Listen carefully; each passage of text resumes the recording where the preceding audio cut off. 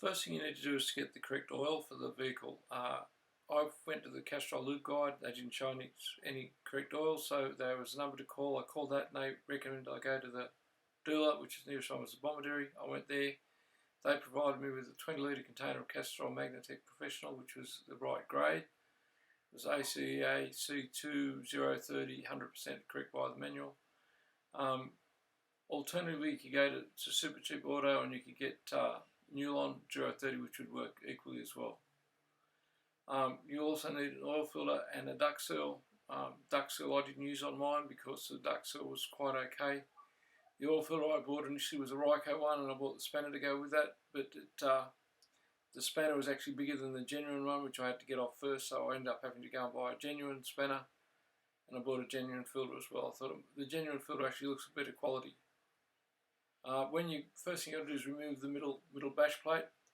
It's got these little hooks at the back, which makes it very handy. When you undo all the bolts, there's about 8 bolts to undo.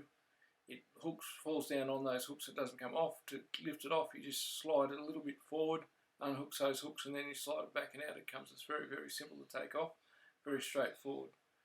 You've got this drain plug up the front. It's a 14mm spanner, so you can loosen that off and drain the oil out. When you drain the oil out, it's a good idea to undo the filler plug up the top first, to make sure you don't create any air locks and oil comes out a little bit easier. Oil filler, again, you need that special tool with the 2 extensions on it.